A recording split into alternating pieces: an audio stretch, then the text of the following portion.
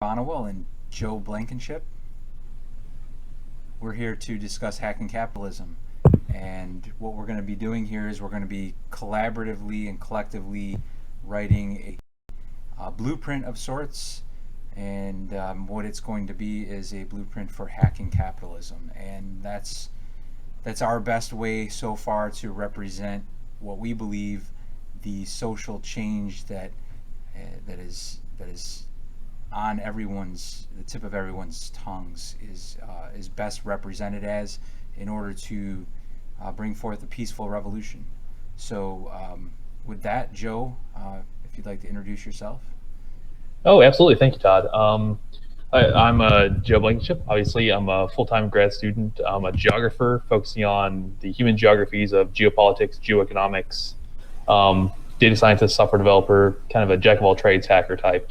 But my key interest in this project is utilizing my experience and knowledge in human geography, geoeconomics, geopolitics, sociocultural spaces to kind of explore how economics affect real people and how people can actually institute real change through the concepts we're going to be going through in this book as a collaborative process, not just between me and Todd, but with the public writ large. Yeah, Joe, great points. We're definitely open. We're using Gitbook, as you can see on the screen here. We've got the rough table of contents that we'd like to just go through today and kind of throw out there and start bringing forth discussion. And future episodes will be ideally will be regular, and we will just start tackling these subjects one at a time to create an actual action plan. And I think Joe and I really came together here because of the lack of solutions that are being discussed. It seems like we just hear about problems. So we're here to answer some questions and looking for that feedback. Again, we're not speaking to you from higher ground here. We want to have a conversation. So I think Joe, unless you have anything to add, I think we'll jump right in here to the what is hacking No, or yeah, what is absolutely. hacking. Yeah. Let's just jump in and get started. And yeah, I would just like to reiterate the point you just made. This really is a people leading people type activity. It's not meant from any kind of position of power or any kind of position of accessibility. It's meant to hopefully permeate any and every level of grassroots level activism in terms of changing what we already know is broken and trying to find real world solutions to those problems. Yeah, that's I couldn't have said it better. And we Joe and I both have a background in hacking by way of just changing systems from different perspectives, from piecing things together, slapping things solutions together, and that's really what we mean by hacking. So we start out here by asking the question, what is hacking?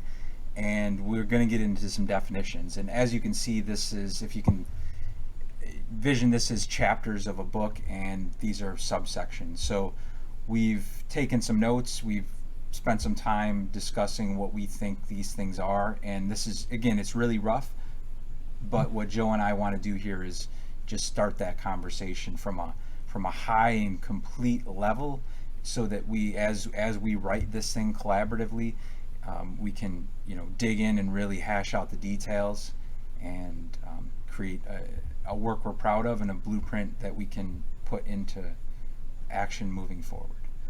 So with that, what is hacking? And we get into definitions, which we don't have anything to define there yet, but we will. That'll be a glossary or a list of what we want to define these words as, what they mean to us. And hype versus reality.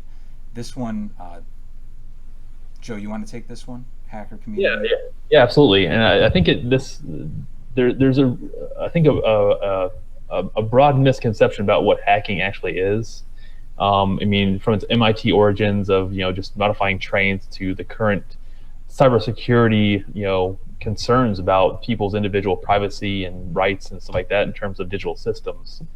I think it's really important for us to address right up front when we're talking about hacking capitalism and changing economic systems with a hacker mentality, what a hacker actually is, what that mindset is, and that there's, depending on who's pushing an agenda, they put forth a definition that is ultimately detrimental to every person, no matter where they come from, what background they have. It keeps them from adopting a very neutral sense of what hacking is. So when we talk about the hacker community, what is largely known by Todd, myself, and other people in the hacking arena is that it's really just the ability to modify systems. Just taking things that exist, taking them apart, understanding how they work, and putting them to uses that they weren't meant for. That could be software, it could be hardware, it could be a housewife in the middle of Nebraska fixing up something in her kitchen to make it work more efficient for her. I mean, it's that broad of a definition that it's not nefarious. It's not black hats and white hats. It's people doing things with their environment to make it more efficient. But if you look at government views and you look at government perceptions, they have a very negative connotation tied to hacking. Even if it's white hat hacking, it's still perceived as a negative thing because it's threatening power structures that already exist. And popular media obviously tags on that because if it's more, if it's more, big, if it's exciting, if it's something that's thought-provoking, or even, thought-provoking in a way that is actually negative in the terms of actually promoting a certain community's perspectives, it's portrayed that way for the ratings. So that's what creates kind of a fallacy, this false perception, these falsehoods that surround state and non-state actors. I mean, you got to keep in mind that the vast majority of people that are online are non-state actors. They're not doing stuff online because they're aligned with a certain nation-state mentality or even a political agenda. They're just online using it for knowledge access. So that's why a certain level of activism is needed on everybody's part. So everybody has to be a hacktivist, because when you go online and you start interacting with all these systems, whether it's social media or whether it's a government website or whether it's your work email and time card, you still have to understand that there's a certain political ramification, there's an economic space, and ultimately there's a space for activism and how you interact with these systems. So I think, Todd, I think that kind of wraps up that section. Yeah, absolutely. It is definitely for everyone, definitely. And so right into the next section here, ethical versus unethical. Joe, you kind of touched on that a little bit already. And is there anything you would like to expand on in that section? No, I think it just parallels with the activism thing. I think activism kind of entails a call to action in terms of not just reforming their spatial conceptions of politics, economics. It's really calling into question what is ethical for me as a person, what's ethical for the group as a social entity in and of itself within these preconceived political borders, these preconceived economic borders, and why we're upset with the overlap of these things and how it affects us negatively, positively, and so on. So just really understanding where you are in these spaces and how you can actually promote action via your ethical considerations, and also understanding whether or not the systems themselves that you're currently within are actually unethical and ethical, and then be able to answer why. Yeah, and that brings up a great point, Joe, that I'd like you to elaborate on, which is our perspective on this and how we're not trying to bring a Western perspective to this work. We're trying to bring everyone into the fold here. Oh no, yeah, Todd, that's a great point. Thank you. And that's really important for people listening to this broadcast, because it is being broadcast from the U.S., but obviously the goal is to get people from China, India, countries from all regions of the world, Middle East, Africa, South America, Central America, all over. Even the people stationed in Antarctica, we want their opinions on how these things are affecting their spaces and their futures, really, because that's what it's about. It's about shaping today for tomorrow. And if we can't consider the ethical ramifications of that, we can't consider each region's unique cultural and economic and political arenas, then we really can't come to this local to global kind of solution. So that's why I think Todd, I think that's a great point, is that we need everybody's participation, everybody's voice being heard on this this actual arena. Thanks, Joe.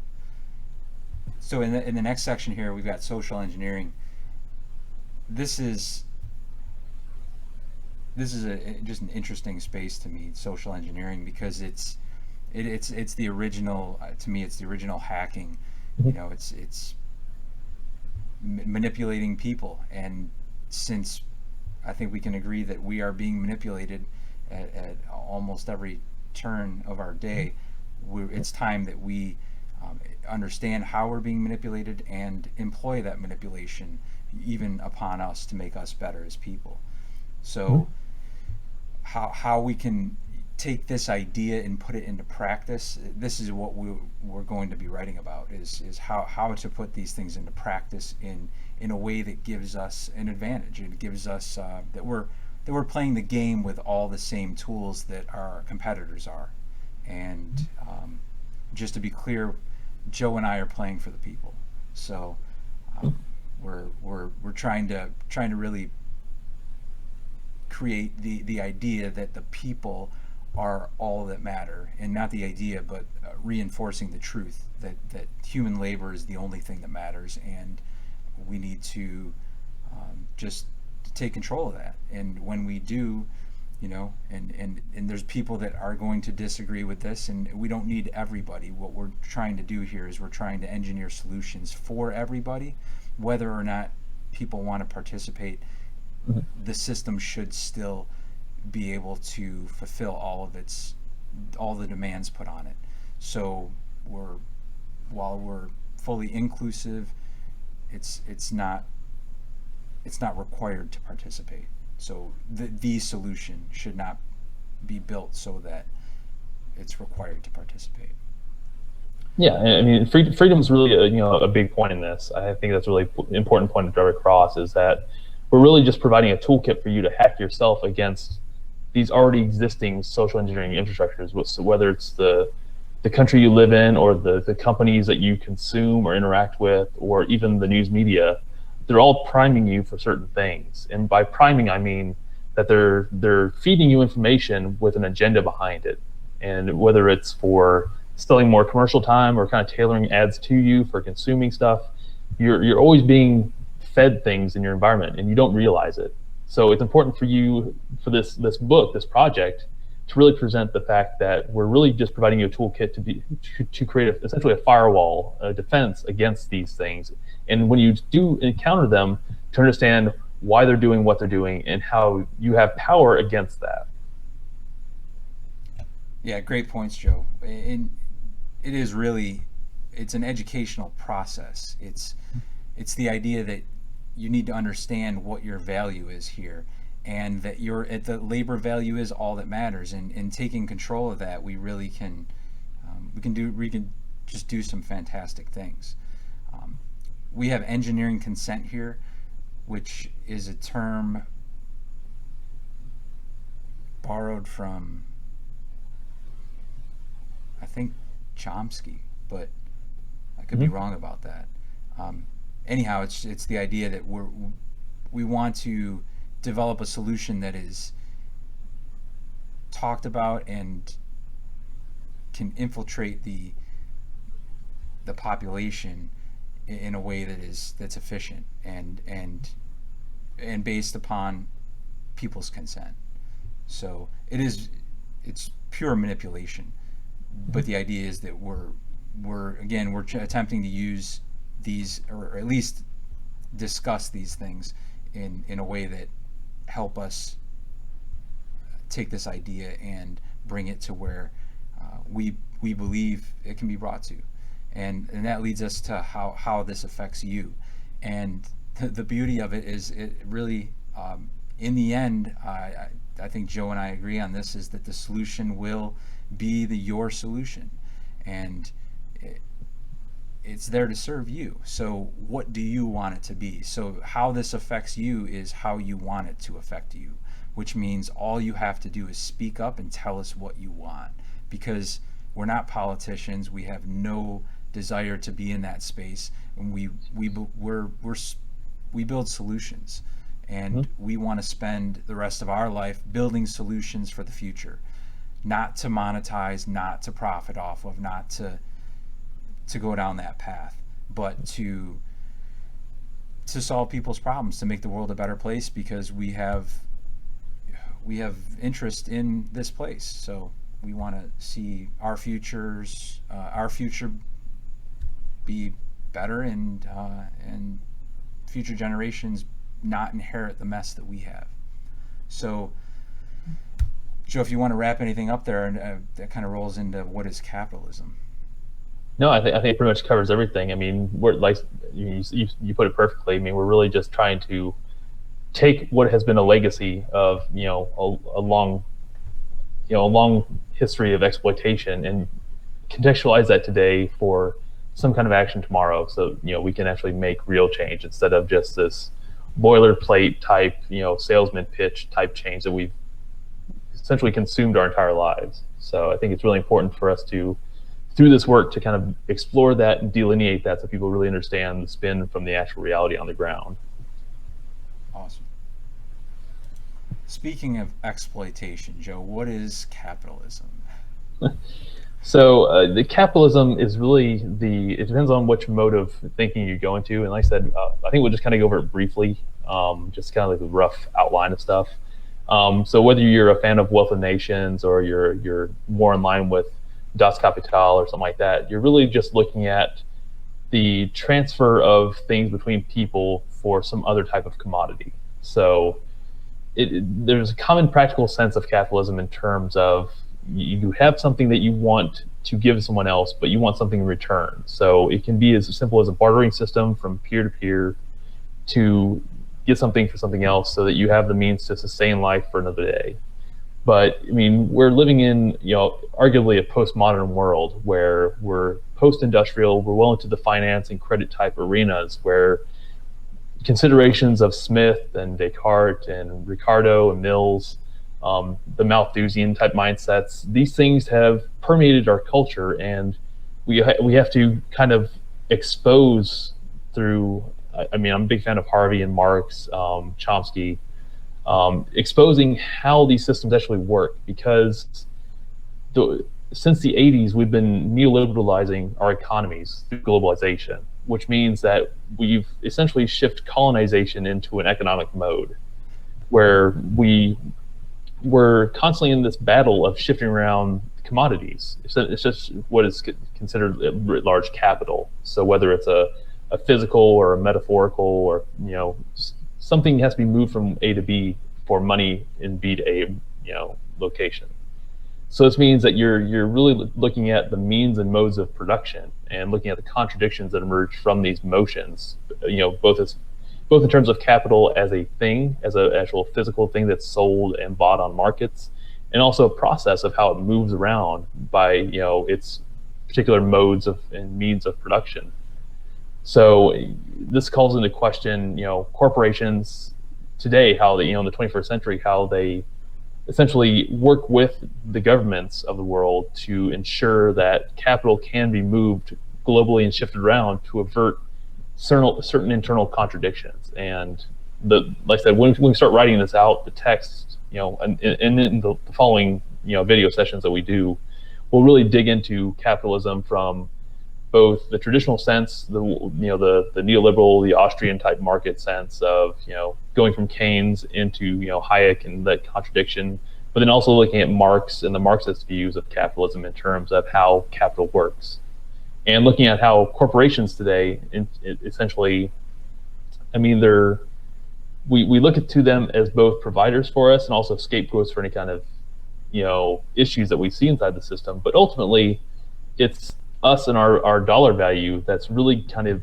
institutionalizing these corporations as foundational entities instead of service or product-based entities that we should see them as. Mm-hmm.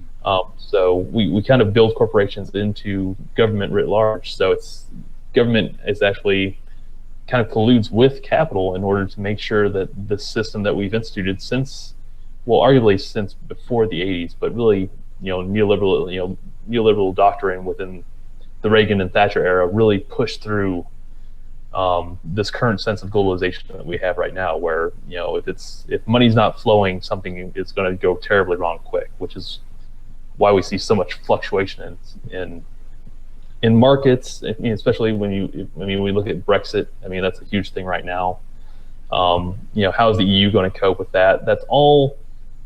They're not worried about the political relations; those things will always have to exist. They're worried about how money is going to flow through these economies, which makes it really important. As kind of wrap up this rant I'm on, is it's important to not just see the Britain exit the European Union, looking at markets like there's political wrangling, but it's you go down to the bottom line, the lowest common denominator. It's always about economics. It's always about the money. It's all about how those geographies, those spaces of economic flows interact with each other, and ultimately how they sustain each other through ultimately affecting you, the individual, by fluctuating your savings, your investment portfolios, and ultimately your life's blood that you depend on for retirement, for day-to-day living, and ultimately your kid's future. Yeah, absolutely. It's we're in a very interesting predicament, and it's something we've inherited. This isn't something that we have necessarily brought upon ourselves, and to me that leads into how this affects you, and it affects you because it's what you live with, and if you're not understanding the rules that you're governed by, so that you can hack them, so that you can gain more efficiency in the system, then you're not playing the game. And capitalism's a game, and there's no doubt about that. And if you're not playing the game for you or for anybody else, Joe and I are taking a slightly different angle at this because of our paths, but we're still playing the game, and that's the point of hacking capitalism. It's a blueprint on how you and everyone else can take this game and change the way it's played, fundamentally change it. And when you do, they won't have a choice. They will either, the corporations, whoever you want to put the they on, they won't exist anymore. We can rewrite the rules by just playing the game differently. So it doesn't matter how they play if our money, our human labor, our resources are not going into their cause. It's irrelevant. So that's really it's how this is how it affects you, whether you're behind us or still just on the fence trying to figure it out. What we're talking about here is this affects you. Capitalism, this chapter, capitalism affects you whether you read the next chapter or not. So I really look forward to specifically Joe's contribution on that chapter, because he's got some knowledge there. So the next chapter here we have is what is government, and let's pull that up here. Why does government exist? So we have here a road metaphor. Obviously, government, an example of why government exists is because we need roads, and the market, the other part of what solves people's problems. To me, we have two things that solve people's problems: government and the market, because we live in a capitalistic system, and obviously that is absolutely a Western perspective, and that's really why we need input from everybody, and to help us kind of round these things out, to say that doesn't make sense in our culture, this does though. And again, we're talking about capitalism because that's where we're coming from. Obviously, in a market that's not free or open, in regardless of the illusion of what those words mean, if you can't transact in a market with some kind of openness, then you're going to have trouble doing some of these things. So we want to be able to help you find those other hacks that are more appropriate. And again, hacking capitalism, because so much of the world is enthralled around this idea of capitalism, and we need to refocus what government is with what capitalism provides, and show the discrepancy. So when we say what is government, what is the road is the idea that you need to build this road, and the market is not just going to create a road out there for you, because they're not getting paid for it. There's no profit there. So there's this need, and the government fulfills needs such as roads.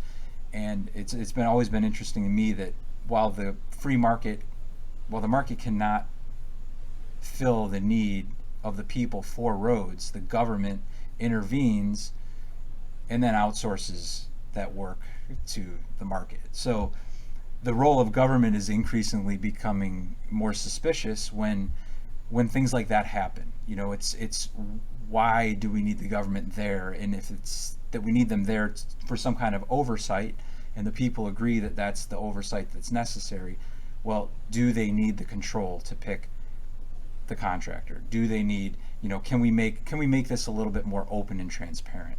And the answer there is yes, we absolutely can. Joe, can you bring us into that next section there with nation states and nation states? Yeah, absolutely. And like I said, these are nations and states. Nations are, it's a social term, meaning groups of people of a unique cultural heritage. And states are essentially the political entities that they use to maintain control, maintain, you know, law structure, stuff like that within those. And nation states are essentially political entity states that are like, essentially like Israel would be a nation state, because it's the Israeli people, the Jewish nation, that also has a government that is the overhead of that nation. So it's a people that also have a political entity over top of them. So I think that the reason I broke that out is because a lot of people conflate those. But I think the reason why we stack this way we did with the hacking capitalism and government is that when you're talking about nations states and nation states, you're talking about the relationship between people and governments, and how governments then in turn are affected and relate to the flows of capital. Because you're right, capitalism isn't just going to build roads for building roads' sake. They would build roads to facilitate more profit. What governments do is they're like, okay, well, we can do that because we need taxes in order to function. And if people aren't making money and they're not working, we can't collect taxes. So we're going to work with capitalism to maintain infrastructure so that jobs can be in these areas so that we can collect taxes. And that's obviously a very, very simplified model, but that's the baseline of why these relationships are important, and why you as an individual should understand how ultimately by you working, you're selling your time into the system. And the reason that's important is that you have a finite amount of time to invest in the system. So it's really, the reason that we're doing this is to help you understand, like, oh, I am selling my time. How can I sell my time that best suits and benefits me as an individual and within a social group?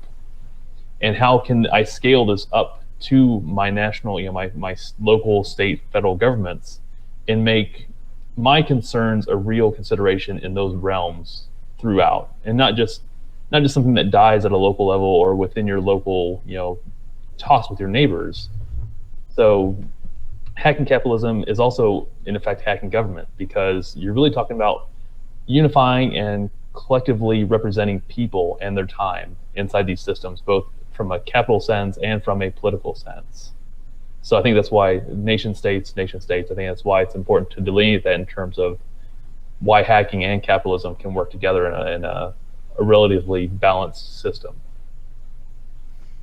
Awesome. Yeah, and that brings us right into laws, which there's a clear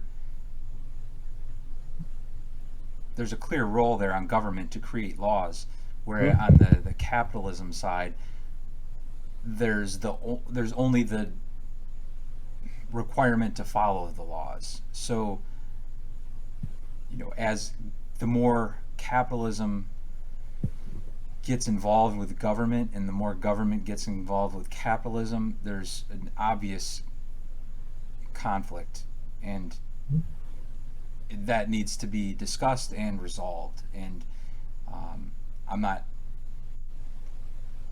to me, I think Well, that, it's really double labor on government's part, because yeah, on the one hand, you know, capitalism wants to exploit the individual's time for profit, but government has a responsibility to the person to preserve their well-being so they can keep on feeding the government taxes for protection. That's what laws represent, is that balance between, yeah, you're agreeing to this set of constructs so that we can maintain a certain amount of functionality from top to bottom.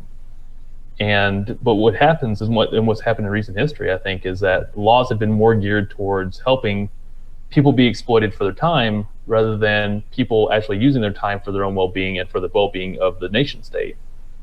So, and that's why you see the IMF and the World Bank being able to exploit different nations around the world in very different ways, is because the geopolitical and geoeconomic apparatuses in these unique countries, let's say we compare, Belgium to DRC, drastically different geopolitical and geoeconomic states, but they're both treated within the global realm very, very differently based on their ability to leverage power within these realms.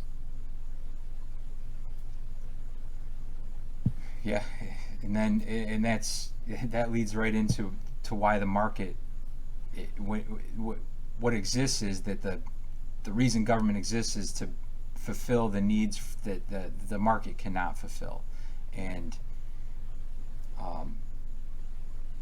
it's not, it's protecting the rich from the poor, not the way we think we'd like to think it is.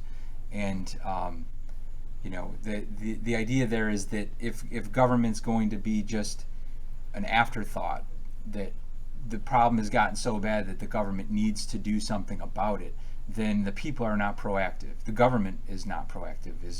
And if we believe we are in a democracy, then and we're government by the people, then we need to take the blame for anything that the government does.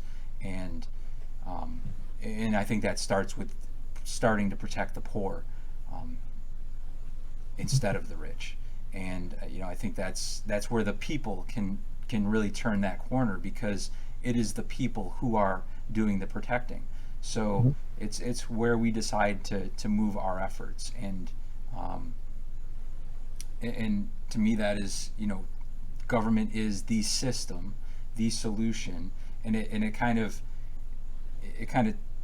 rough to try to transition the word government into a new entity or new system or new solution that is really going to look as different as it is.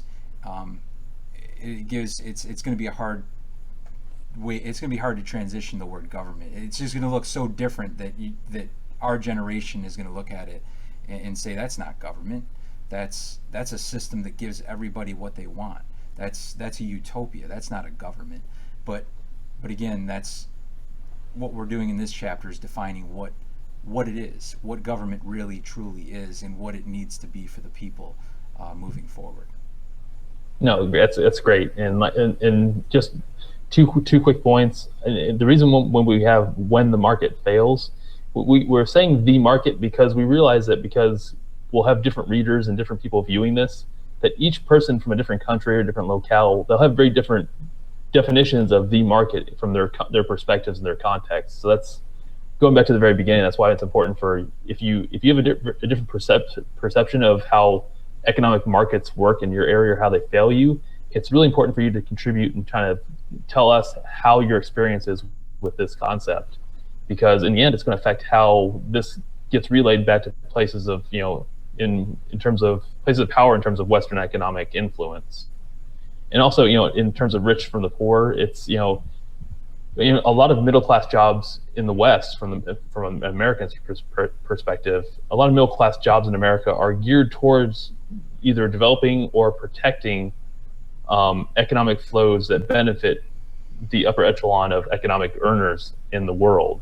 So whether that's technologists that are developing software that does algorithmic trading, or people that are building technologies for the military or the DoD or the police, these are all mechanisms of controlling people that are disadvantaged economically or disadvantaged politically or both, from actually affecting real change in the system writ large. So whether that's in the US, Europe, or any other part of the world. Yeah. And that's the importance of understanding what the system is, so that we can hack it, so that we can game it to the advantage of the people. Mm-hmm. No, absolutely. I mean, the understanding how the system works and breaking the system apart is the first. It's really the first hack. It's the first thing that you need to break out. And I'm kind of jumping ahead in the outline there, but it really is. I mean, breaking apart the system and understanding how it functions is critical for the person to actually make any kind of consideration of change, let alone change itself. Yep, absolutely. So that brings us into what real problems in reality, and what we'd like to do in this chapter is focus on what what problems are, and what human problems are, like natural problems that exist versus problems that we can create through other solutions, that we're trying to solve a different problem, and the solution for that problem may create other problems. We don't want to run around like, and that's what we feel it happens within our government, is too often they're trying to solve problems that can go away if the the other problem's solution was handled more, in a more manageable or more appropriate way. So this chapter is really about digging into and figuring out, what are problems, what are real problems, and especially from a Westerner's perspective, often Westerners label things as problems that aren't problems. And what we really want to get down to is what are real problems and how do we solve those problems. And as we put problems on the board that are problems, we love the feedback. What is, if you think that this is not a real problem, let's talk about it. Let's resolve that and let's move forward, because the important thing here is to define what these problems are to you and what they are to everyone else, so that we can at some point figure out how to solve them. No, and that's great. I mean, that's really the core of the project. I mean, it's kind of helping to contextualize this bigger concept within people's local spaces. Because a natural problem in the U.S., you're absolutely right. I mean, we have problems with which bottled water to buy on a regular basis, where people halfway around the world, or even in as close as Mexico and Mexico City, there's massive problems with water sanitation, access to proper sewage and infrastructure.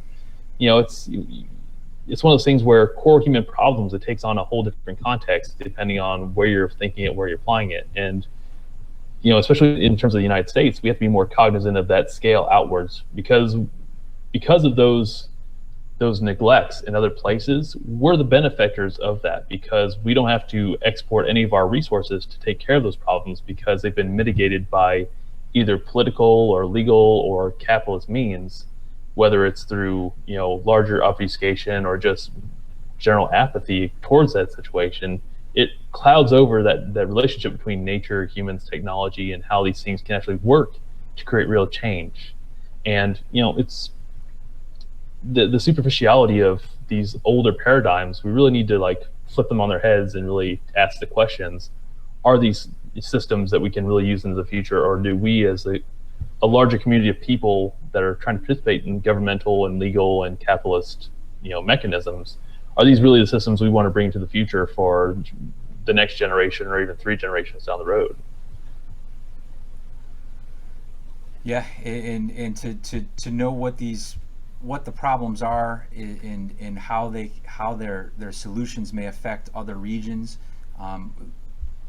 We don't want to solve problems and create more problems. So if we don't know that something is a problem in your region, then it's hard for us to know ahead of time. So again, this is something we're really trying to pull together for everyone, and the more we can understand what your natural problems are, the more we can plan accordingly. So I think that kind of pulls that chapter together, Joe. Yeah. We can move on to potential solutions and resources. Awesome. Did you want me to take the lead here, or do you want Yeah, to? sure. Yeah, go right ahead. This is a So, fun one. Yeah, it's and I'll make my comments quick because I know you want to expand on it quite a bit. But I think the understanding what efficiency is, what effectiveness is, those are very subjective terms, but ones that need to be really contextualized for scale purposes. And on my part, I think it's really important when you're talking about efficiency within capitalism versus efficiency in government, and also applying that to effectiveness. Those are two drastically different realms of considerations. I mean, government is, especially in the U.S., it's a behemoth. It's a huge infrastructure. It moves very slowly, whereas capitalism has the exact opposite problem. It has to move fast. Otherwise, certain parts of it, come into crisis, come into conflict, and ultimately parts of it will collapse if it's not being innovative and trying to find fixes for its existing problems that are inevitably chronic ailments of the system itself. So efficiency and effectiveness and having the people, especially people in a democracy that are, or I should say we're in a republic, but people that are actually trying to institute real democratic efficiencies need to understand how to leverage, the hacking mindset to really kind of create collective action and try to either make movement through the capitalist mechanisms or government mechanisms or both to really find that balance of efficiency and effectiveness within local changes, and how ultimately how they create better futures in terms of money, the concept of money being gone, really. I mean, that's kind of the goal, is to get rid of money as a concept and actually make it something that's tied more to true value. So, and I'll leave it there and let you go on with let you expand on it. Well, yeah, you let the cat out of the bag with the money thing. Yeah.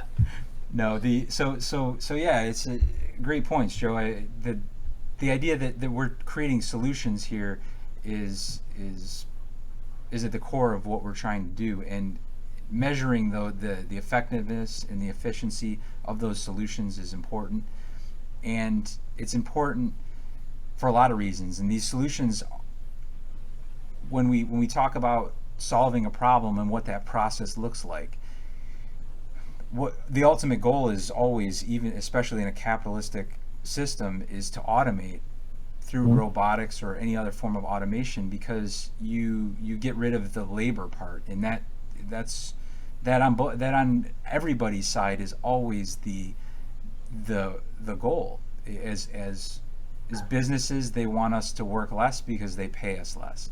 As workers, we want to work less because we don't like the work we're doing, because it's not natural a lot of times. And as the businesses are able to eliminate the need for human labor with robotics, we all of a sudden are not participating in the system. And as Joe mentioned, in a capitalistic system, things have to stay in motion. Money can't stop. Capital can't cease to move. And that's a lot of what we're seeing right now, is the result of companies holding on to a lot more cash, people holding on to a lot more cash, and that not being released back out there to create the jobs that can keep the system running. And again, this is not to our goal here is not to prop capitalism back up so that it can continue on for another 100 years in the way that it's already continuing. So down the path it's already going. So our goal is to actually change the path, not necessarily change what capitalism is, just use the system in a legal way to bring about the change that the people desire. At the end, whatever it's called or wherever it ends is not up to us. It's just us. It's up to us to say we don't like where we're going, and we have some control, and we want to bring that fact about to everybody. We all have control, and it's not about just having and saying we have control. No, we have solutions. We have ways to bring the power back to the people, and it's important that people understand this and talk about it. And it's okay not to understand it. We weren't born with these ideas. We just had certain paths that brought us about this. So we've not always thought this way. We would have thought we were crazy maybe 15 years ago if we could see how we were talking now. But it's all logical. We're reasonable and logical people. So it will make sense. You just have to answer or ask questions. Just ask questions, because we have answers, and where we don't, we're looking to find solutions.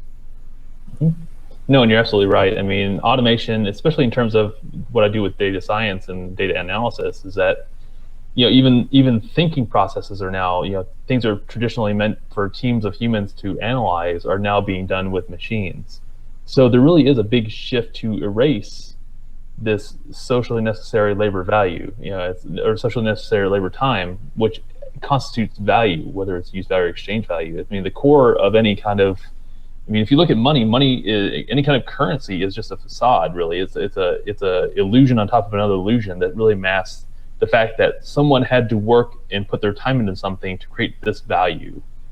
And if we automate stuff and we continue to automate stuff, it further obscures the fact that there are real people who are really at consequence in terms of these existing systems. So if you automate within existing systems, you're really creating a huge labor problem in the end, because they have no place to put their time within the system, and we have no ways to mobilize their time in other systems.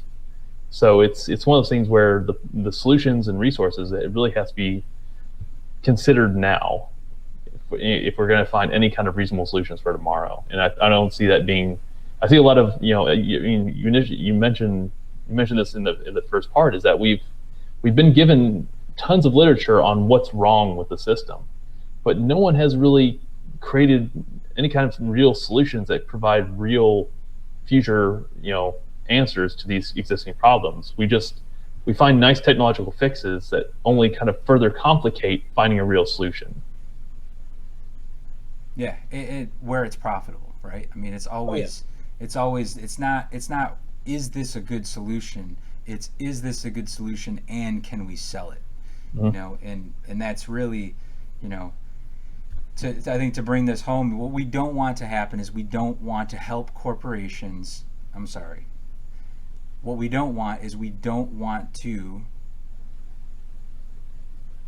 automate all of the work for corporations, not help them, because we do everything for them. There is no corporations without people, but there's certainly people without corporations. So as long as we can understand that, then we know that going forward, if we automate everything, if we automate ourselves out of jobs, then what we end up with is we end up standing outside a corporation saying, how do we buy what we just helped you create? And part of the problem there is just the way things have happened throughout time, and we're left with this idea that we can help do something and then receive a small pittance compared to what the corporation is going to profit off of. So we lose the value of our labor going forward. And we're okay with that only because we have to be okay with that, because up till now, there hasn't been any other option, and that's what we're trying to provide, is more options. And this leads into our next section, which is data as a resource. And this is really, I think, where we start to talk about potential solutions, because when we look at solving problems, first thing we need is resources, and that might be natural resources, human resources. And if we're going to extract resources from land, we need human labor to do it. In that way, the resources that we have at our disposal up until now have been things that have been easily controlled through force. So oil and coal and other natural resources, other land that could be held down and owned by and passed along to through generations, through a family. That control has been held through those kind of resources. And what we're talking about in this chapter is a new resource, a resource that is brand new, and in the way that we can capture it, and we can capture it cheaply, and we can do things with it personally. And we've gone beyond just big data, where companies are just amassing insane amounts of data and then trying to figure out what to do with it. We're past that already. We're to a point now where you personally can amass unbelievable amounts of data and figure out what you can do with that. And when we do that on a global scale, all of a sudden the results are fascinating, because we can do the things that Google and Facebook are trying to do, but they don't have their stuff together. They are literally just pulling in data points, and they don't know, they're not classifying it in ways that are meaningful over time, and they're trying to catch up, and they're trying to do intelligent things with this data. And we can immediately turn off the flow of data to those companies and redirect it for our own use. So what is data? Data is the turning point of the revolution. Data is what gives you the value that you're looking for. It's not, right now, it's your value is you go into a job and you get paid for it. Your data is your output during that time. What we're talking about, your data is everything. Your data is what you intend to do tomorrow, where you want to go to eat, what you want to do, what kind of person you want to be in the future. And taking that information and crunching on it is going to bring in a great value to whoever does it. And we're suggesting that at this point, you can still keep your data where you want to keep it and give it away however you want to give it away. But what we want to do is give you options for how to take that data and do something with it, whether it's monetize it, whether it's create more predictive things about you and your behavior, things you want to work on and become better at, and become a better person for. We want to show you that data is really a jumping off point, and any company that is currently employing data and that's their sole product, is their data, they're in trouble, because as soon as we turn that data off, they're done. There's nothing they can do about that, and that's our choice up to this point, and we just haven't seen it that way yet. So what we want to do is provide options, alternatives to these popular solutions in a way that gives you control over your future, because of using data as a resource, not just as a tool to just some information to collect. It's more than that. It's meant to change your life. No, and I completely agree. And this is where I'll add a few points here.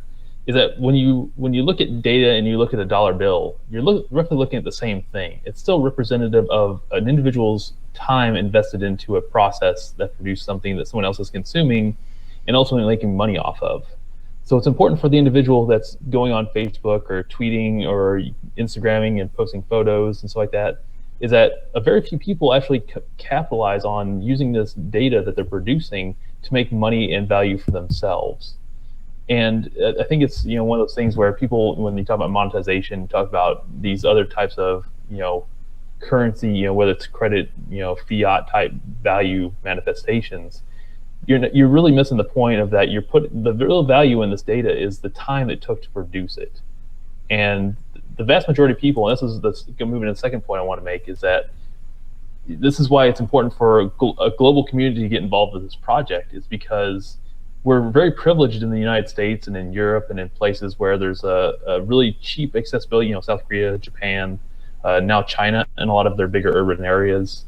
They have access to cheap and affordable technology where they can actually participate in these data economies. And it's important for us to also include places that don't have the same benefits or even accessibilities. Central Africa, many places in Oceania, Southeast Asia, even places, like I said, places close to Central and South America, communities that they don't have the infrastructure or the current type of value systems to invest in these newer technologies to create new types of value. So we also have to be sensitive in terms of what we can do now to change value creation within our Western, fairly privileged context, but also how we include these communities that are disadvantaged, how we get them involved in these processes as well. Because if we go ahead and produce value based on data instead of value based on other types of, capital type manifestations or fetish objects, we're really just recreating the same problem. So we need to make whatever new system, whether it's a data as a resource or some other type of resource, we need to make sure that it's globally inclusive and also globally representative of each community's value based on what they're actually producing.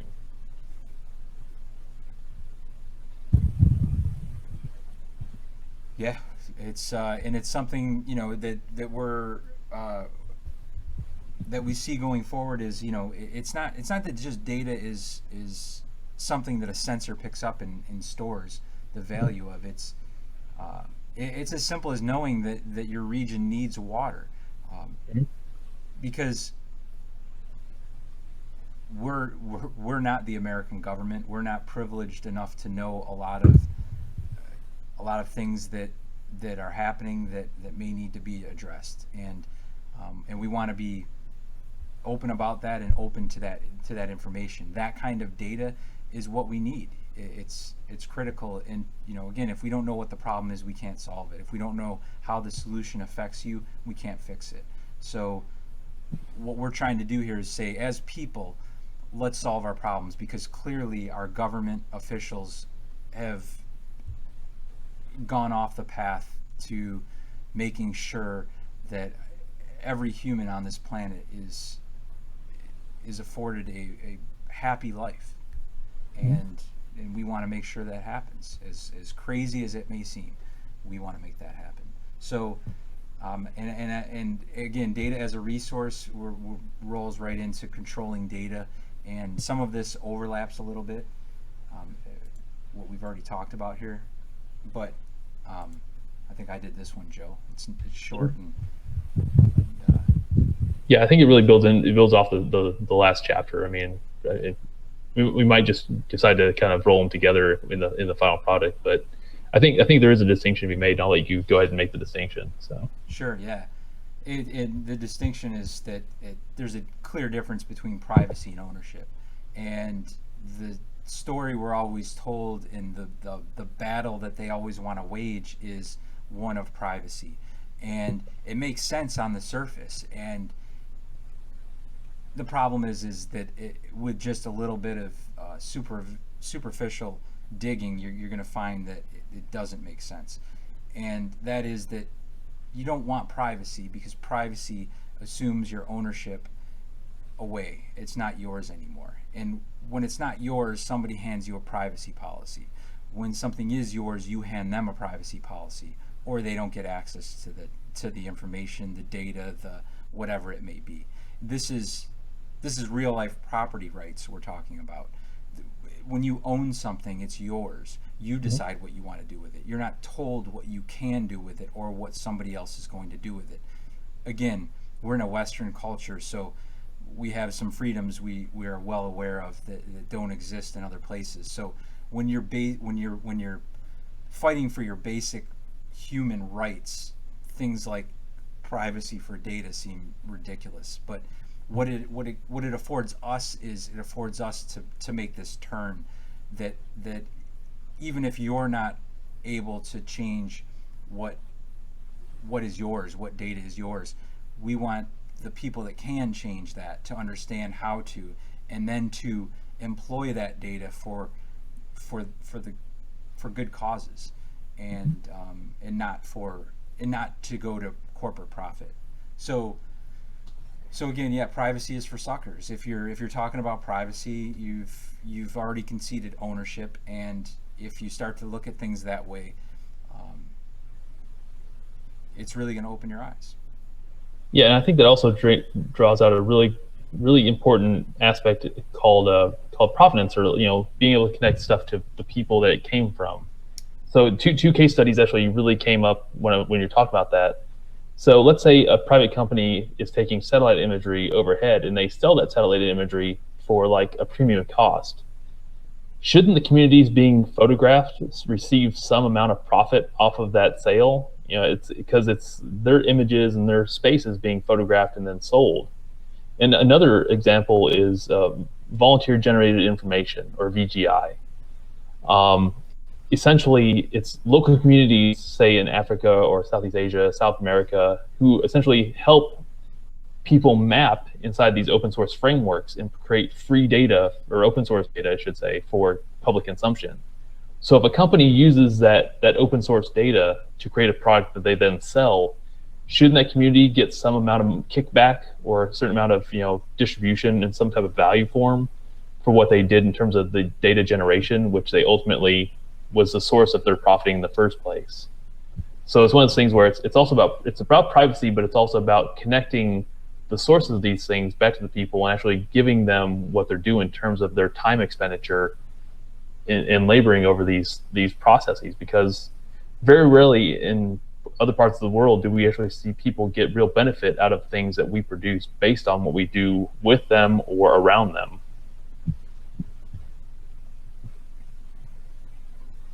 Awesome.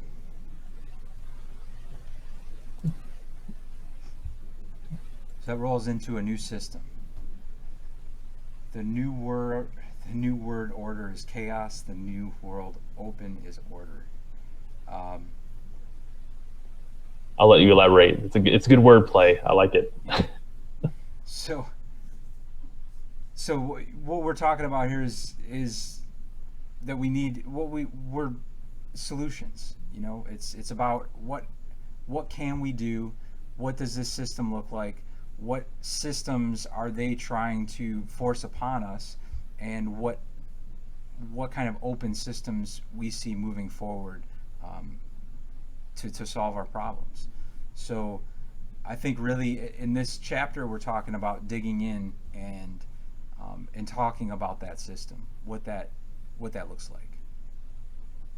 Yeah, and I think it's not about actually like outlining a framework for a new system, because obviously these systems are going to be very unique to the places that they're being built. I mean, the solution in rural India is not going to look the same as a solution in rural USA. It's going to be, but they're going to have the same underlying foundation of concepts, which is what we're trying to figure out here, which is essentially how do we hack these state systems, these capitalist systems, to focus on people and their time rather than their bottom line, which is profiting based on their time.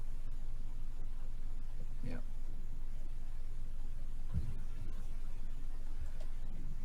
That brings us to power and control.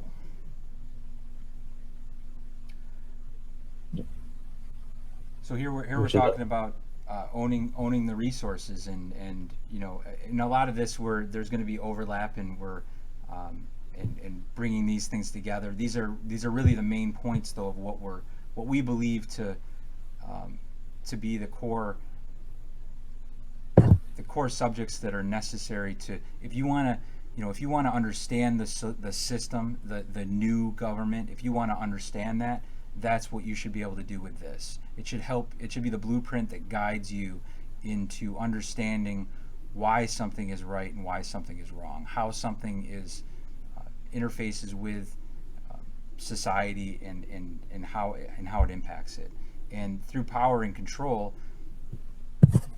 the people, or the few people with the power and with the control, they have the power to control. So the masses are left to taking what their decisions are, versus if the people were to hold the power and control and own the resources, then the people would be deciding, and the people are much nicer than the few.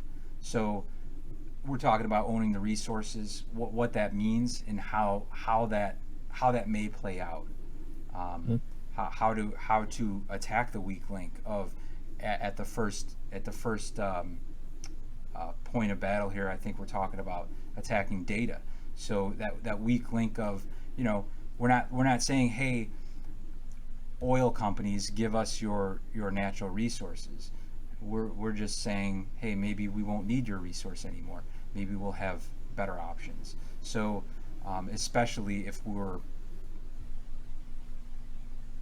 we execute the plan in a way that gives us our data, there's so much value there that all of a sudden it becomes, certain resources just become irrelevant. We can solve problems more efficiently because with the power and control these corporations hold over people, they can literally take 10 people who are just absolute geniuses in their field and sink their time into projects that don't matter, sink their time into projects that go nowhere, that don't compete, that the product never gets to market, and they end up just wasting the people's chance at something else, something better.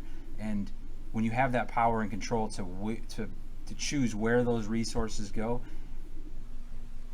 you have power. And when those resources are people and you can command them where to go, that's messed up. So what we're talking about here is attacking. We have here never accept their apology, just their surrender, and we mean it. We, in the nicest, most peaceful possible way. We're, we see a time where at some point we'll make so much ground, we'll cover so much ground that the companies left will, in order to save face, will surrender their assets. And again, what does that really mean? It really just means giving the people back what was theirs anyhow.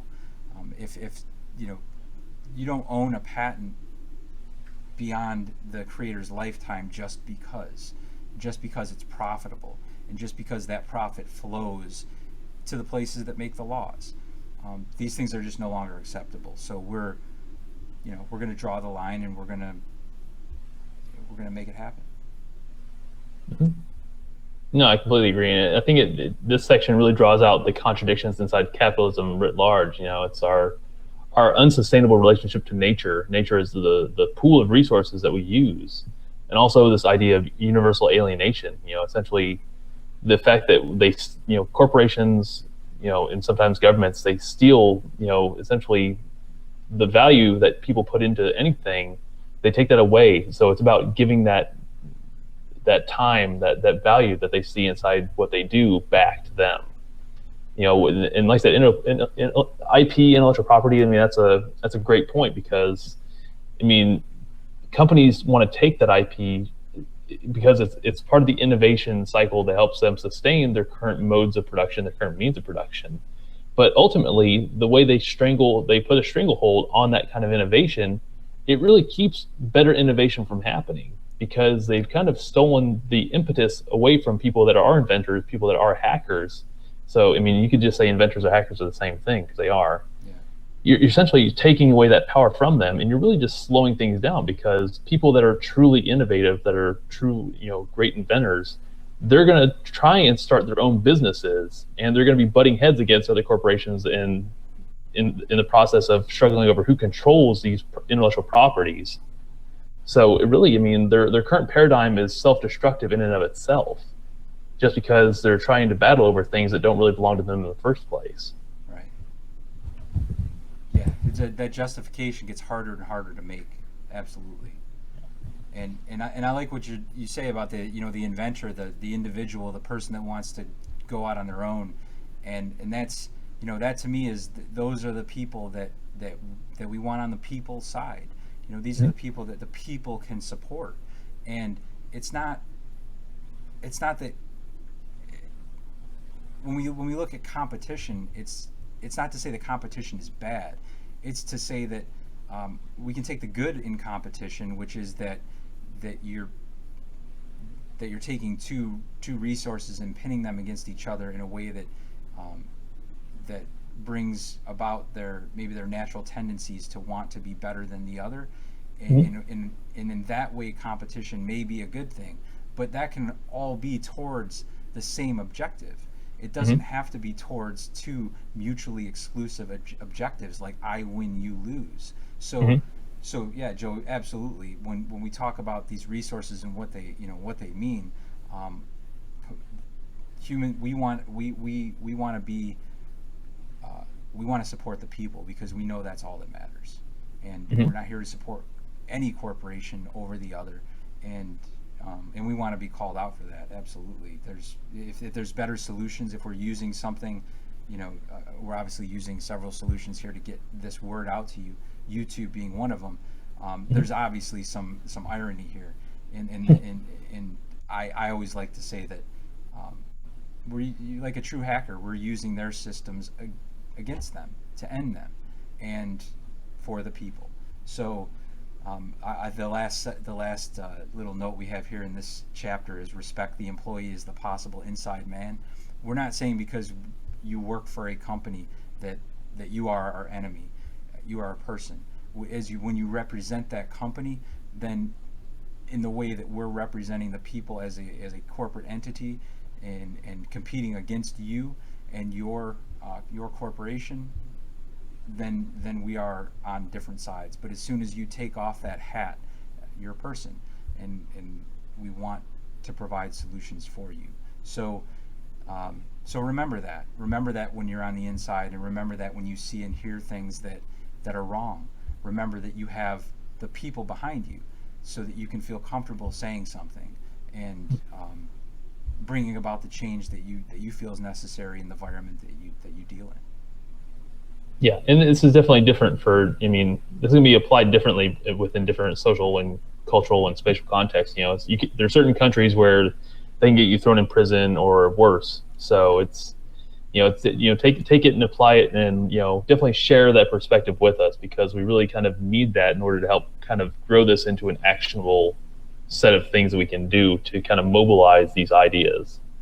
Yeah. Yeah, it's because we can't just apply it from white male Western perspective. It has to be globally inclusive. So please share your ideas and concepts on that for sure, because it's going to be critical in actually making that an actionable concept. Definitely. We're on to the first hack. And so yeah, this is really where the rubber meets the road. This is I think really where we start to maybe get away from the generality of a solution, and talk more specifically about what that first action is. And while Joe and I have talked about several ideas, I don't even know if maybe this is even a specific first hack. Is maybe it's a general first hack. I'm not. I haven't gone either way on that yet. I don't think. I think we really talked about it. I think we can kind of generalize this into saying that this is by saying the first hack, these are really just a list of considerations that we've already kind of put down paper brainstorming for the person themselves to consider. Mm-hmm. Because it really starts with a person deciding, like, I'm tired with the system the way it is right now. No one has proposed a set of changes that will actually benefit me. I need to start understanding why I need to take the first step in making that real change, and this is what I can possibly use to do it. So I think we. I mean, I'm not sure if I'm speaking for you, but that's perfect. You got it. But I mean, it's applied differently within different places for different people, different social groups. I mean, this is obviously going to be a very difficult thing to do for a lot of people. But as a community, I think Todd, you said it best, is that as a community, we can leverage each other's skills and time and abilities to kind of help. I mean, the Arab Spring in Egypt was a great example. People from all over the world chipped in, started helping out. And it wasn't based on any social network. It wasn't based on any kind of anything else. It was people deciding to help other people. And they just happen to have certain technological and practical things to help themselves. Hmm. So, I mean, the first hack is essentially just that. It's helping people help themselves. I like it. I like it, Joe. So we're let's talk. I guess let's talk about a few of these things here. So spreading the message obviously is important, and this again, it's not about listening to Joe and I. It's about replacing Joe and I, replacing us with smarter, better looking, people, right? So Absolutely. so what we're really talking about here is spreading the message and getting the word out, so we can get that talent and into the fold here. And as we discuss the book, what our intention here, I don't know if we've really talked about this moving forward, though, is to have these regular sessions. These, I don't know if we want to call them working sessions, or we call them episodes, I guess, but Sure. but they're just meant to really start diving into each one of these chapters and subsections, and with the right people with the right knowledge. So Joe and I will come to them prepared to talk Mhm. about what we've researched, but along with what other people have sent us about the Yeah. upcoming chapter, and we're going to just really dig in and discuss it. And what we're going to do is we're going to use that working session to then formulate that chapter, to really put the words down, and and explain what it means to us with your input. And then through Getbook, you can make contributions as well, and as well as fork the book and make it however you want it. And obviously, we're going to need translation at some point too. So so there's a lot there. There's spreading the message, the propaganda that we're going to create around this cause, to really, again, if we're going to compete with corporations and compete with their marketing teams, then we're going to employ propaganda. We're going to we're going to really reach out there and compete and show them what the people have. And um, we have here a clash of civilizations or the emergence of the first. And in a world where as many terrible things that happen in this world, it's hard sometimes to even consider us a civilized society. And, and Or you just know having civilization writ large. yeah, it's Yeah. it's sad, but we truly want to see a real civilization, a real peaceful civilization happen in our lifetimes, tomorrow, yesterday. So um, so again, we're talking about what this first hack could be: controlling the media, delivering the product, whatever that is. It's a solution of some sort. We believe that if we deliver products that solve problems, then those other solutions disappear. Um, Mhm. if we have somebody out there filling potholes, then the local municipality, doesn't really need to be out there filling potholes. There's none that are left. As long as our solution is out there, handling it, then we believe that all of a sudden these old ways we did things will just no longer be necessary. Mhm. And so that's delivering the vision, and celebrating in victory. Mhm. So we'll move on to the domino effect here. Mhm. So I think this seems like something that we might roll into one of the other chapters, but it really, what we're talking about here is, knocking those dominoes over. So it's not even really attacking on one front. It's starting that domino effect from multiple locations as quickly and as often as possible. And we talk about, if we want to really look at how corporations play the game, they play dirty. They don't play, forget legal, or ethical. It's they There's so many examples of clear violations of just basic human decency, Mhm. when it comes to how corporations have acted, that um, we are drawing a clear line on our end, that there's no need. We know we have the power on our side, the people, the labor, and all we have to do is uphold the decency that we want to see moving forward. So they will fight dirty. They absolutely will fight dirty, and we need to just know that going into it, and know that they will try to confuse us. They will try to turn us on each other, and we just need to say, we we're just going to compete, and that's it. And it's your game. You made the rules. We're just going to follow those rules and play and show you that the game's not yours. And and I think, we're at a 10-year plan here, but I honestly believe that's attainable. Mhm. Not that we're going to shake out everything and have everything solved within 10 years, but that it will be so different in 10 years that it's going to it's going to be amazing. It's like our technical evolution that we see happening, the technical change, the pace that we see technical change happening is so fast that we we're in it and we don't see the small changes, and we look back and we say, wow, we only had really smartphones for just about 10 years now, and a lot of us can't imagine a time without them. And it's not to bring, it's not to bring in that material aspect. It's that information that we have at our fingertips that I think so many of us just don't want to do without anymore. Mhm. And so in that way, I believe it's a 10-year plan. I mean, but either way, we want to redirect the Yeah. efforts, so we're heading in that direction.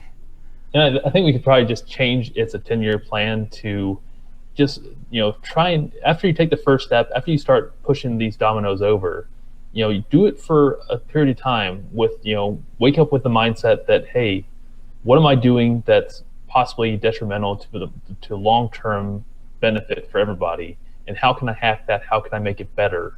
How can I start changing my current paradigms and disrupting them, exchanging them for other paradigms that are more socially and globally inclusive, stuff that is more egalitarian? How do we kind of take capitalism, flip it over, and find something better? So I think that, the 5-10 year plan, I think that's just like, a minimum time frame.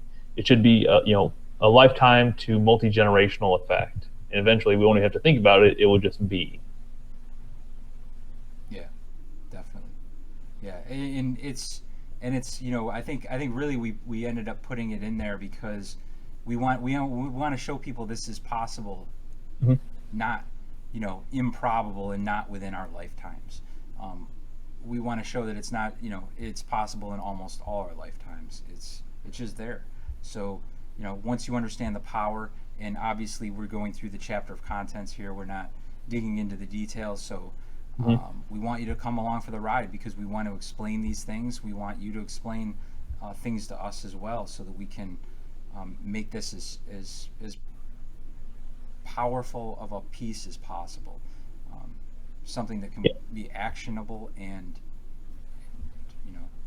effective.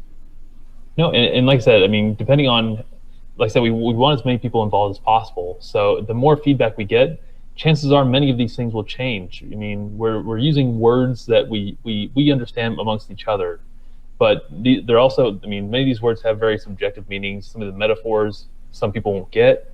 So we'll definitely do a lot of clarifying, a lot of rearranging, with the different types of inclusions that we get, and ultimately it will become a stronger text because of it. Yeah, and it's a living document, so Mhm. Oh um, yeah, absolutely. change is always possible. So we talk about this again is part of the hacking that we're talking about within capitalism, acquiring means, production means. So we're at this point we're talking about a little bit beyond of the more attainable, like, data goals, where we can just cut off data. We're talking here about how are we going to transition into production, um, Mhm. since that typically requires capital. It requires large amounts of investment in machinery and other assets. So how are we going to bridge that gap? What different ways do we see that being dealt with? And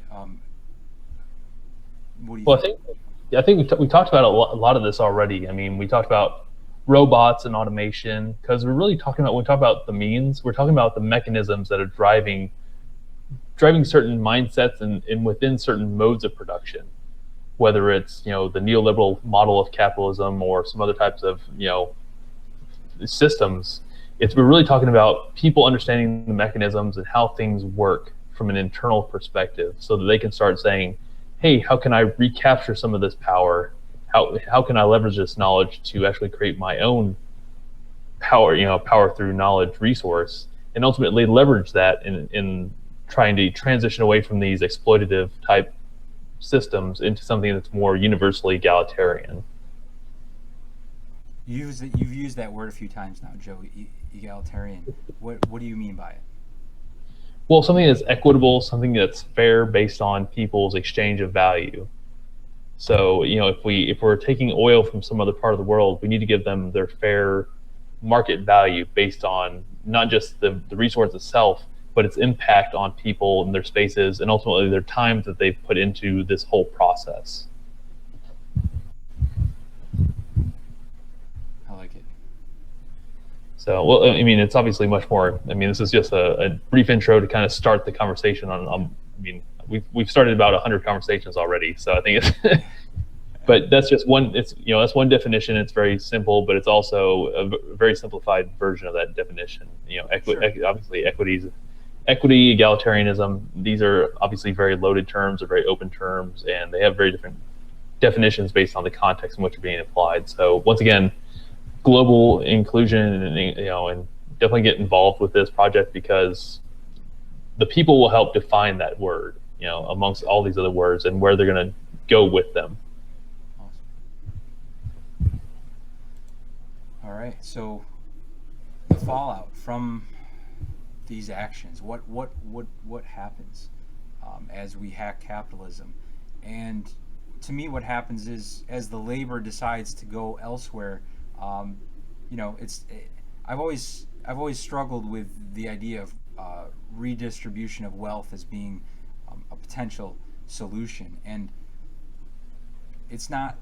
It's the struggle for me is on several different levels, but to me, this as a solution just takes the cake because if you were able to, if one was able to pull all human labor together such that the 1% or the rich or however you want to phrase it don't have any labor resources at their disposal, they're left doing their own work, and I think that's a great thing. I think they could learn something from it, and you know, and we have here hold strong, which is just that there's going to be pushback, and what the fallout is, what rich people decide to do with their money and their power and their militaries are, Mhm. there's just no end to where they'll go. So the idea behind this is a peaceful revolution. We want to be able to transition these things in the most peaceful way possible, and we Yeah, we want want to we want find. Yeah, help. oh yeah, absolutely. I mean, it's. I think this is where we really weigh out best case, worst case scenarios, and how we avert collateral damage as much as possible. Because I mean, you're absolutely right. I mean, there's going to be kickback of the. I mean, it's the kind of the dialectical approach. It's going to be when you take the thesis, the antithesis, and you go to synthesize those things, and they come together. You generally it generally erupts in some sort of conflict, and I think what you're saying is that we're trying to keep the conflict as peaceable as possible, to where there's a soft transition of power between one system and the next. Otherwise, it's going to be hard to justify this type of motion from A to B when so much is going to happen in the middle that's going to be it's going to draw more question as to whether the existing system is just it's just better to deal with that than have to deal with this hard period of transition between this one and one that it will ultimately be better for us. Well And I said. think that and I think the hold strong is definitely that aspect, is that we need to, if we decide to go on this path of breaking this, capitalism in general as being it's a destructive system and one that ultimately exploits billions of people. How do we? It's going to be for people that are already being exploited. It's not that hard to transition because they're already being exploited. It's the transition of mindsets on our end to go, hey, we've been benefiting. Even if ambiguously, we've been benefiting from this suffering and this exploitation. We need to start bringing those people up to our level and start saying we need to start doing it right, and this system isn't doing it. Right. Awesome. Which flows right into post-capitalism, which we haven't outlined anything here. But what this is, to me, this chapter is almost where everyone else's books begin. Mm-hmm. It's where they want to start the conversation because it's easy, because the solutions already happened. We can make believe that they did, and what would society look like after capitalism? And that's really taking the easy way out. And it's not, it doesn't mean it doesn't have value. It has tremendous value, because a lot of times when you think through what possible solutions might look like or how a society might function years down the road, and this is where science fiction really, comes in to play too, and it defines what these things might look like, and knowing what something might look like helps to design a solution. So so in that way, I think this chapter on post-capitalism, I think we might be discussing, which we haven't gotten to the notes yet, but Joe and I have talked about keeping obviously a reading list or a series of sources, or a list of sources in the notes section, so that there's a place to go to dig in and to learn more. And I think that's kind of what this chapter is bringing about here, is what those other resources might be, what other people are saying about post-capitalism, what it might look like, and how we might get there. Yeah, and it's also about asking, once again. I mean, you said it in the beginning. Ask questions. And this chapter is really just about asking, okay, where do we want to be when this is all over? And that helps better contextualize. Going back to the first hack, it helps you better contextualize how, for you as an individual or you as a social group, to take that first step. Because ultimately, your first step is going to be in the direction of that post-capitalist goal. So you really need to understand where you are as an individual within a group, and where the world wants to go as a collective, and start moving yourself towards that center point. Definitely. And so that brings us into advice for future generations, or lessons learned. And I think this is going to be the part where we don't we won't get to it until we've gotten to it, and because we're still learning it. And the I think what we're trying to do is lead by example, and lead by, not lead, but we believe in a leaderless future. And we're not trying to lead anything. We're trying to just kick the ball here. We're trying to get the ball in motion so that we can get other people to help us move it along.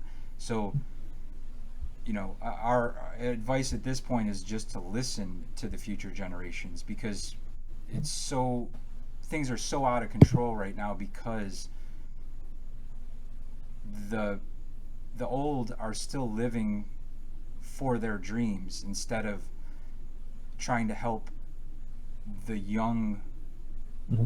fertile, future, tell them what they want what they want, so that I would rather live out the rest of my life trying to help my children achieve their dreams than live out the rest of my life trying to fulfill mine.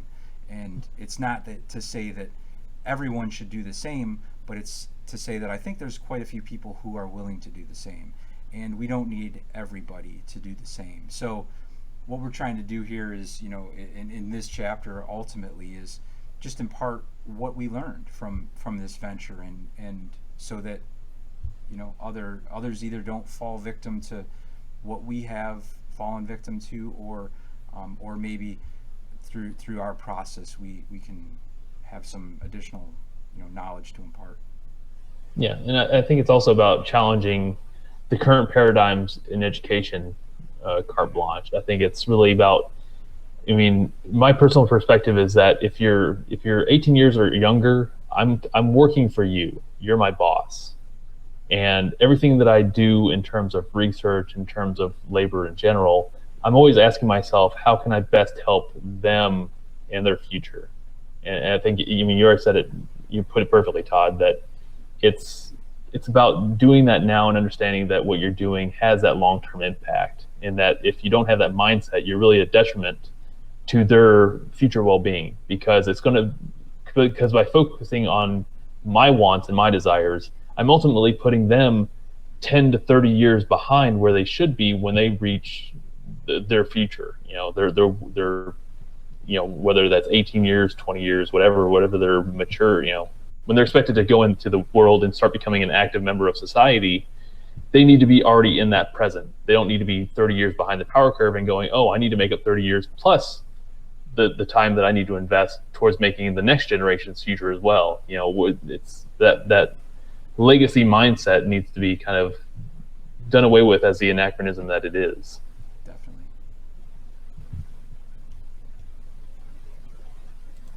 And that's it. And then we have notes, and I think Which is this. really the whole book. The whole book is just a collection of global notes of people and their insights.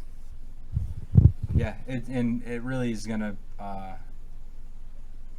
This is this is how things are built. It's built, it's built upon shoulders of giants, and we're not trying to be a giant. We're just trying um, to add our value where we can, and Mhm.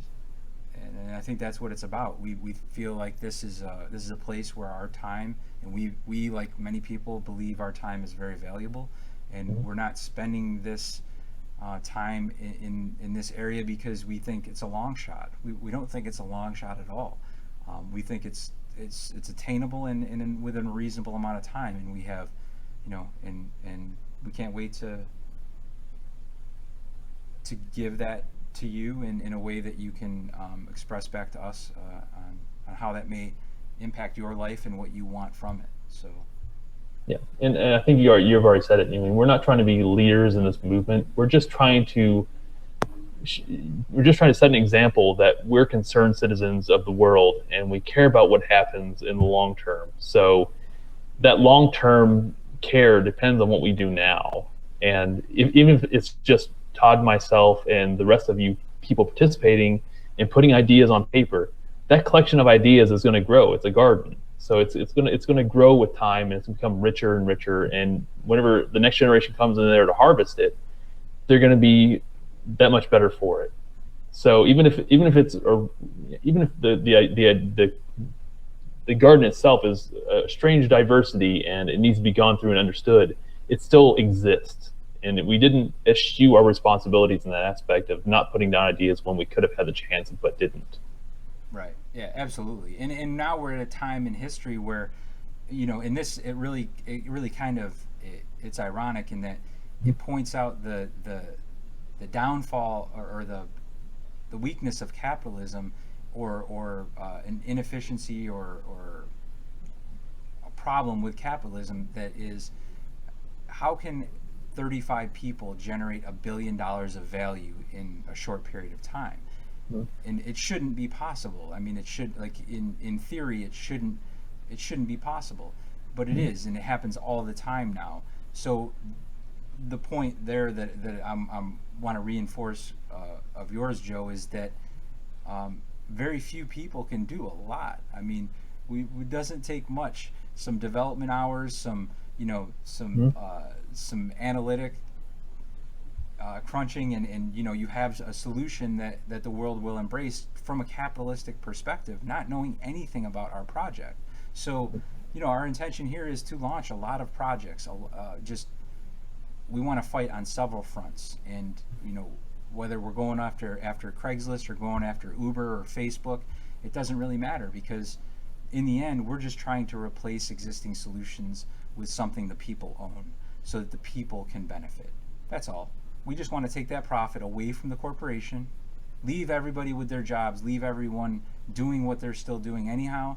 Only we want to take that profit off the table and put it into other solutions, so that we can just keep rolling them out.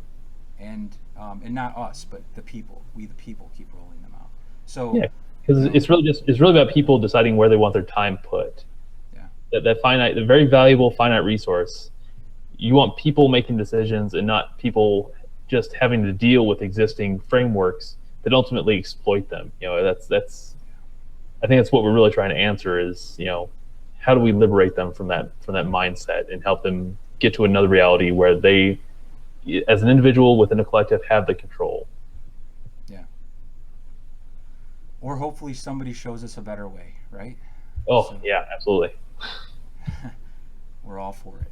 I So mean, I think, Joe, unless you have anything else, I think this went a lot longer, I think, than we either of us anticipated, and yeah. I'm very happy with the results. So thank you for your time. Thank you for your service. And No, and thank you, Todd, for putting this together. I really appreciate you kind of getting us rolling on this. But also thanks to everybody that listened and everybody that will listen to this. We really need your help. We want to hear what you have to say, and ultimately your participation will matter.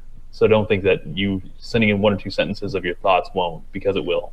yeah, definitely likes, dislikes, any kind of feedback, Yeah, yeah. shares, all that stuff. So um, thank you. I think this was very successful, and I'm I'm even more excited, Joe, to get into the next episode. So Absolutely. Maybe we'll end this one and just start the next one right back up, and we'll just start going. We'll just keep going with it tonight. Yeah. Well, we want to try and get as much exposure to everybody as possible, so we might regroup and then write a little bit down what we have for the introduction, and then roll into the hacking aspect of it. Yeah, next time. Sounds good. All right, Joe. Thanks a lot, and everyone, thanks for watching. And we're hacking capitalism. Come back and watch us and join us. Cool.